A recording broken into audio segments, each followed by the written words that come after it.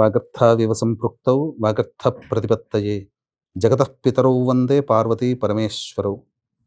ఆదిత్యాయ చ సోమాయ మంగళాయ బుధాయ చ గురుశుక్రశనిభ్యశ్చ రాహవే కేతవే నమః. శృంగేరి జగద్గురు పీఠాధిపతులకి, కంచిపీఠాధిపతులకి నమస్కారములు తెలియచేసుకుంటూ కార్యక్రమాన్ని ప్రారంభిద్దాం. ఈ రోజున మనం తెలుసుకోబోయేటువంటి అంశము జ్యేష్ఠమాసము శుక్లపక్షము ఏకాదశి తిథి. దీనినే నిర్జల ఏకాదశి అని అంటారు.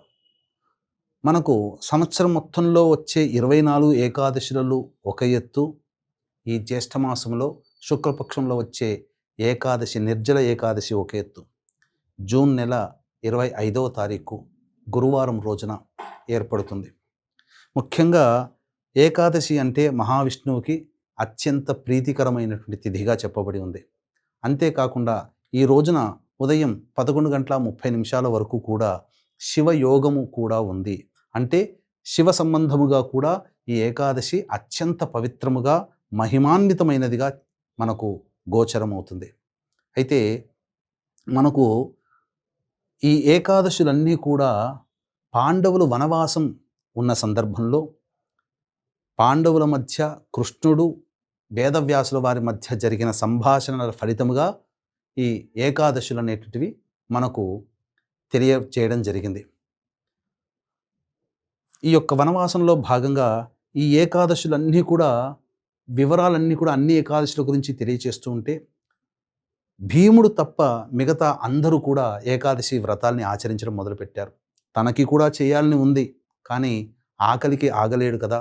ఇలా పలుమార్లు ప్రయత్నం చేసి తన వల్ల కాక బావగారైనటువంటి కృష్ణ భగవానుల దగ్గరికి, వేదవ్యాసుల దగ్గరికి వెళ్ళి, అందరూ అన్నదమ్ములు అందరూ చేస్తున్నారు, నేను చేయలేకపోతున్నాను, నాకు ఇంకేదైనా తరుణోపాయం ఉందా?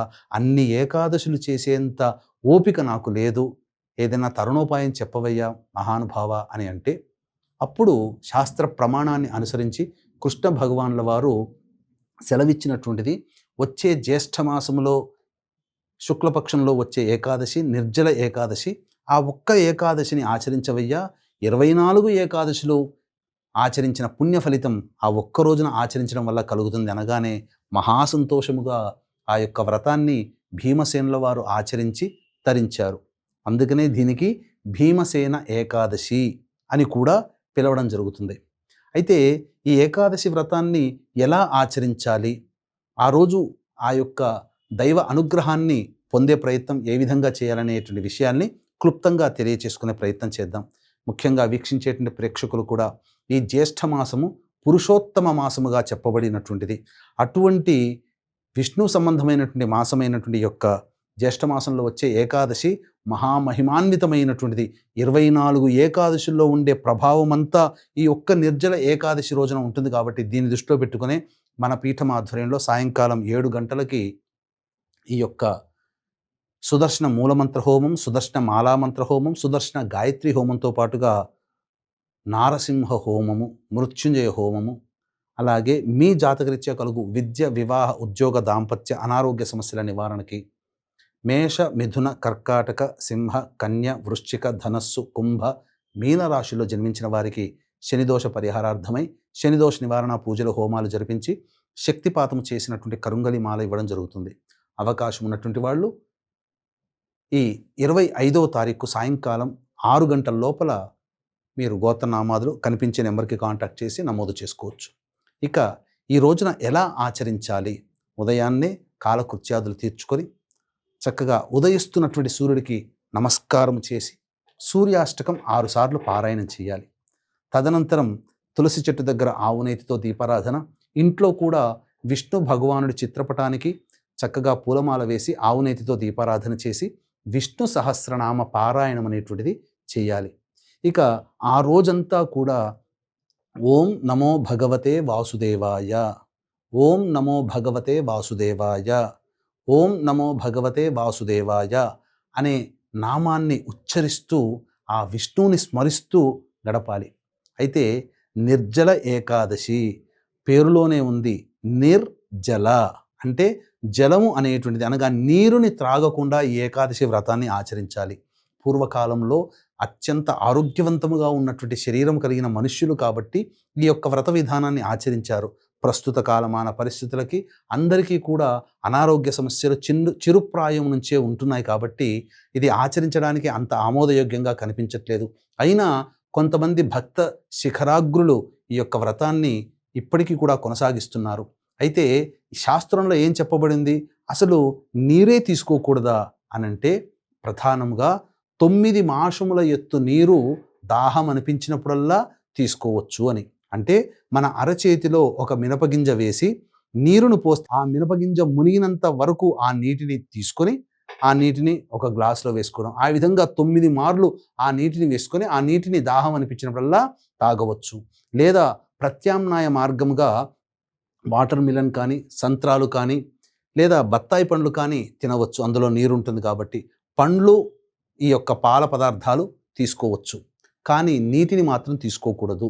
ఇది కేవలం చేయగలిగిన వాళ్ళు మాత్రమే చేయండి తప్ప అందరూ చేయడానికి సాహసం చేయకండి.